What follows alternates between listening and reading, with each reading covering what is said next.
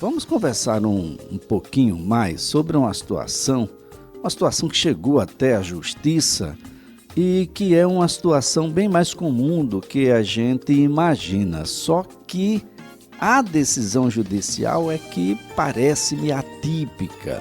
O juiz manda uma mulher, abre aspas, calar cães e estipula a multa por latido de até 10 mil reais. O latido vai ser muito mais caro do que o valor do próprio cão.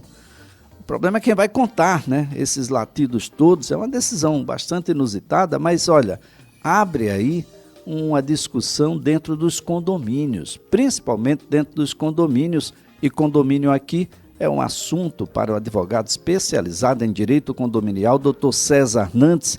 Dr. César, um bom dia. Bom dia, Elias. É um prazer estar com você novamente. Bom, o senhor já se deparou com uma decisão nesses termos, doutor?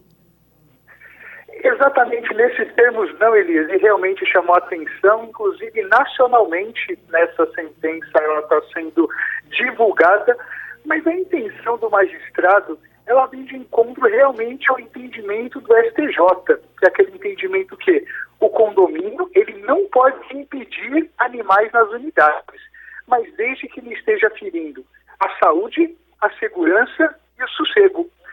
Então essa foi uma ação movida pelo condomínio, informando que aqueles cachorros, pela quantidade, pelo excesso de latidos, estavam realmente perturbando diversos moradores, a coletividade, e que aquilo deveria ter um auxílio do Poder Judiciário para trazer novamente o sossego para a coletividade.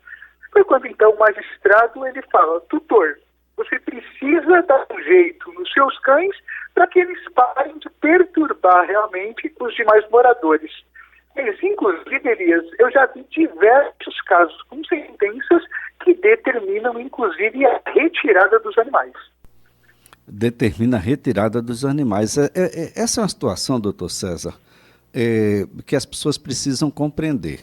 Nós não estamos falando de um dia excepcional em que os cães, sei lá, por uma carreata qualquer, que passou por aí soltando fogos, ficaram estressados e latiram mais que o normal. Nós estamos falando sobre algo cotidiano, é isso? Exatamente. Inclusive, esse é um tema que ele sempre está em evidência, e no pós-pandemia ele ainda se agravou um pouco. O Brasil é o segundo país em número de pets. Mais de 30% das pessoas residem em condomínio. Então estamos falando em milhões de pets dentro das unidades residenciais. Para que o condomínio ele tente resolver de forma amigável ou de forma judicial, tem que realmente ser algo rotineiro. Aquilo que sempre está perturbando, inclusive o condomínio precisa ter provas, relatos, gravações. Não pode ser algo eventual. Por isso que eu sempre falo que precisa existir o bom senso, não só do condomínio, daquele condômino que se sente prejudicado e também do tutor, que precisa verificar se aquele ou aqueles pets podem conviver realmente de forma harmônica dentro do condomínio. Agora, doutor César, vamos tentar aqui uma ação preventiva. Quem ainda não tem um cãozinho, mas gostaria de ter, eu estou falando um cãozinho, mas pode ser um cão um pouco maior. Quais são os caminhos, os ritos ideais para que a gente, antes de ter o cão, antes de ter o animal, a gente possa, de uma certa forma, se prevenir de determinadas situações que um pouco adiante vai deixar a todos com uma certa impaciência? Perfeito. Antes dessa decisão da STJ, que foi pacificada, os condomínios eles podiam, através da convenção ou através do regimento, proibir, dependendo da raça, do tamanho ou quantidade, ou até proibir animais nas unidades. Agora o condomínio não pode, mas ele pode realmente determinar que a saúde, segurança e sossego não sejam comprometidos. Então o condomínio, para garantir a saúde, por exemplo, ele pode exigir a apresentação de carteira de vacinação dos animais. A segurança, dependendo da raça, do porte, ou da agressividade do animal, ele pode exigir focinheira, até porque coleira já sabemos que já está pacificado que é algo obrigatório. E sobre o sossego, estamos falando na quantidade de barulho ou até cheiro que aqueles animais podem atrapalhar a coletividade. Então aquele tutor, ele precisa primeiro pensar se realmente ele tem condições de que a relação daquele animal dentro do apartamento não vai causar problemas para a coletividade. Então eu vou dar um exemplo, durante a pandemia, aumentaram muito o número de animais dentro das unidades. E aqueles animais, eles estavam convivendo durante um tempo maior com seus tutores.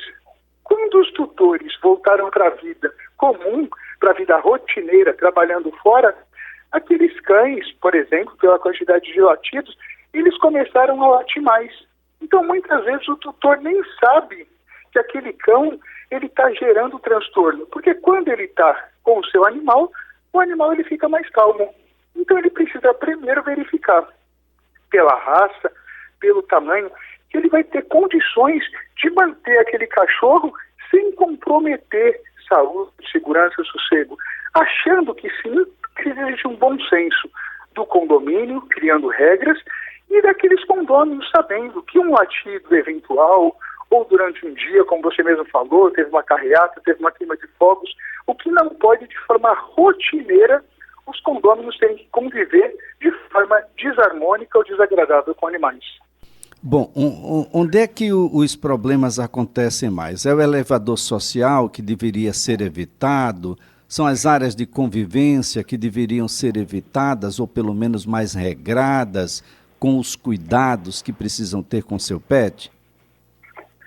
O condomínio, ele pode criar regras, inclusive ele pode criar rotas de acesso, rotas de saída, pode criar também penalidades para aqueles tutores que não cumprirem, mas as maiores reclamações, Elias, são animais que andam sem coleira, tutores que acabam não fazendo a limpeza de determinadas sujeiras que os animais eles realizam, utilização indevida, como você falou, do elevador social.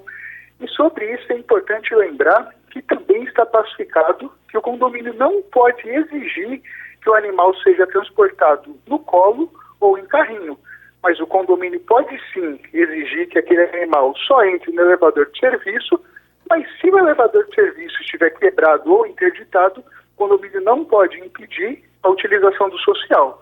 Mas, logicamente, Elias, com todo cuidado, né, aquele tutor ele tem que ser e vai ser responsável por qualquer atitude que o cão dele, ou o gato, ou o pássaro tomar.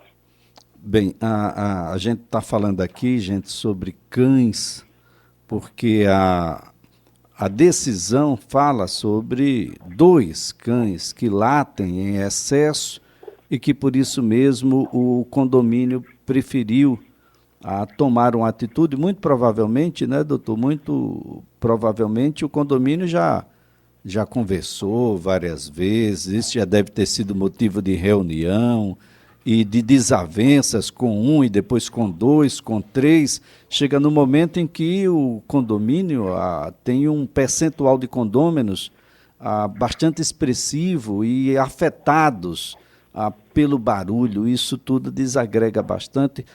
Essa decisão, na verdade, ela culmina com decisões anteriores que foram tomadas durante esse percurso, doutor. Exatamente, Elias. Inclusive, a decisão do magistrado ela foi tomada porque o condomínio ele comprovou de forma clara, através de diversos relatos de condôminos, diversas tentativas de solução amigável, como advertência, como multa. Então o condomínio ele provou, olha, esgotei as possibilidades amigáveis, olha quantos condôminos reclamando e olha quais são as provas que esses animais, infelizmente, estão ferindo a segurança ou a saúde ou o sossego da coletividade. Então, pelo entendimento do STJ, esses animais, sim, se criarem algum tipo de problema, eles, em tese, não poderiam estar naquela unidade residencial. Nesse momento, como você muito bem falou no início da entrevista, foi determinada a multa, né, de R$200 até um limite de R$10 mil, o que nada impede uma conversão no pedido, atingindo esse teto da multa e comprovando que os animais ainda continuam perturbando, uma decisão que logicamente pode ter recurso, solicitando a retirada desses animais da unidade residencial. Olha, gente, estamos falando sobre cães, mas poderia ser um galo que você queira criar aí no seu apartamento e às 5 da manhã desperte o cantor nele, né? Isso tudo vai trazer um problema muito sério para o condomínio. É preciso muita tolerância, mas é preciso muita razoabilidade por parte de quem cria, por parte de quem detém determinados animais em ambientes como estes, de modo que o condomínio não precisa ser afetado por uma decisão que é sua.